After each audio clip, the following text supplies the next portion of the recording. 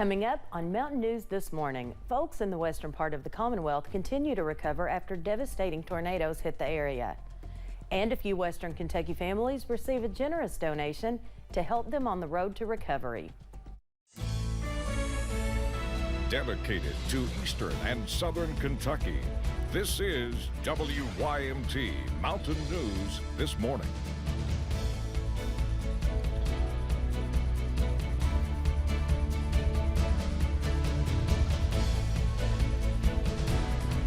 Good morning, I'm Chas Gayhart. It is 6:33 on Wednesday, January 12th. Let's go back over and check in with Brendan.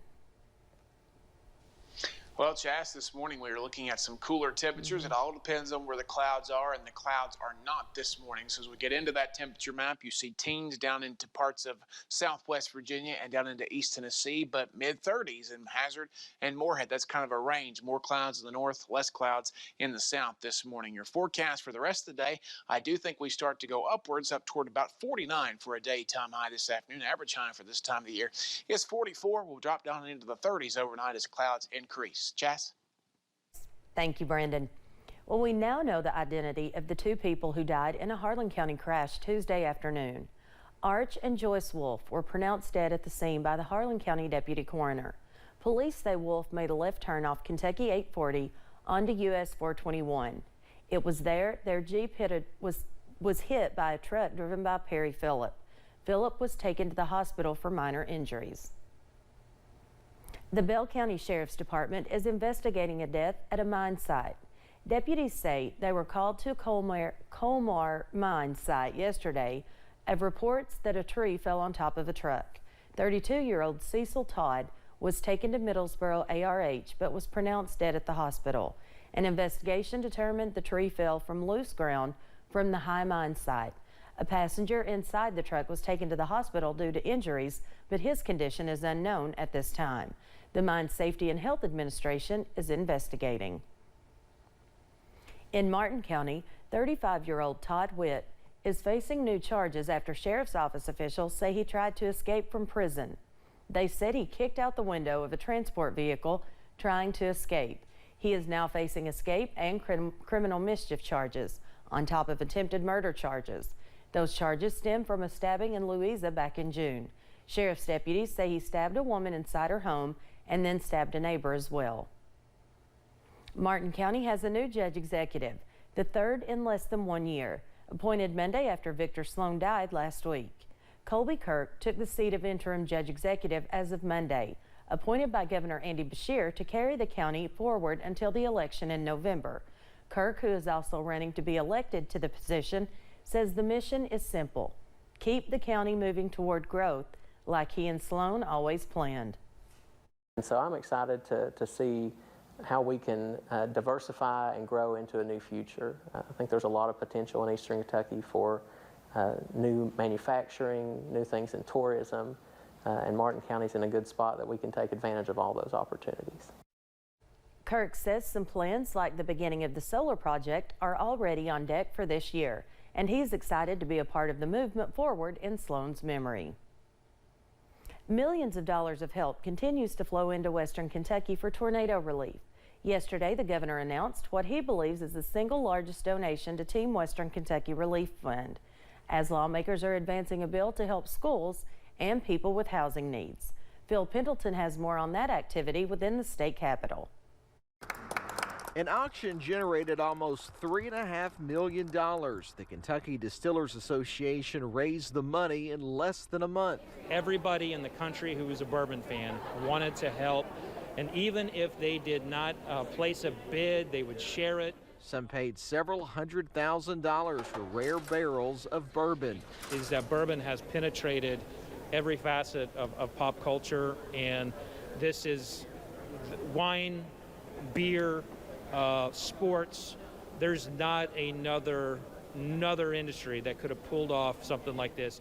While the check was being presented in the Capitol Rotunda, lawmakers were fine-tuning a bill to provide millions in aid, a big chunk of that to help with the school transportation needs. Households that have been misplaced, so the children that were attending Mayfield High School or Graves County High School. Some of those now are living in surrounding counties. The bill is for $200 million of relief, but it only spends $45 million right away. The governor questioned Monday if the bill went far enough.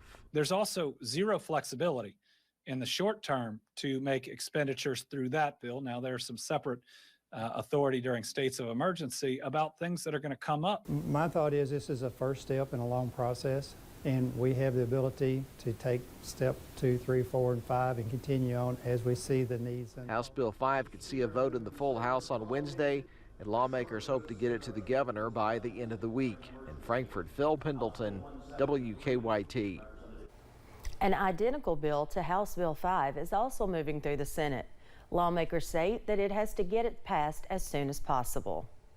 Yesterday, Attorney General Daniel Cameron partnered with officials in the city of Dawson Springs of Hopkins County to launch an emergency contractor registration program in the region.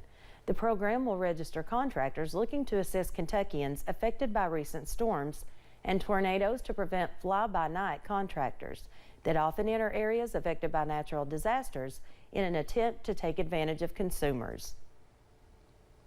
3 Kentucky families devastated by a deadly tornado have received a generous donation to help them get back on the road toward recovery. The Mayfield Community Foundation received enough donations to buy 10 cars to give away to tornado victims. The foundation's vice president, Mel Dowdy, is moved to tears knowing that people are still willing to donate to the people of Mayfield. That's been the huge positive thing, is that people from all over the country and the world have poured in money. The foundation says it's still taking in donations to raise more money to give cars to more families. The Floyd County Animal Shelter is looking for help from the community after the shelter has become overcrowded. Hundreds of stray dogs and cats have been taken to the Floyd County Animal Shelter, and officials say many are ready for adoption. Some animals from the shelter go out of state to rescue to be adopted, but officials say COVID-19 has slowed the rescue's operation. The coronavirus has affected everything, and it has impacted our ability to get our pets out.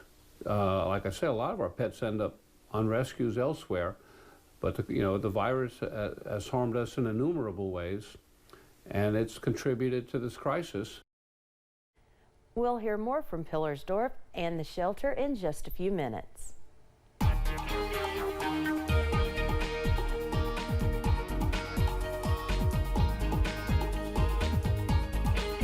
6:40 here on this Wednesday morning, and we continue to track a difference in temperatures by where the clouds are not, down in this area in the southern parts of our region where we have teens and 20s out there, and where the clouds are in the northern parts of the region where we're in the 30s and mid-30s there, low to mid-30s out there this morning.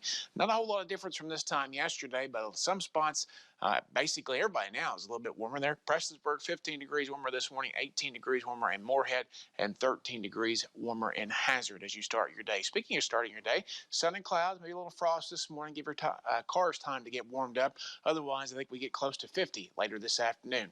The time is now 6:41. Actually, you're watching Mountain News This Morning right here on WYMT.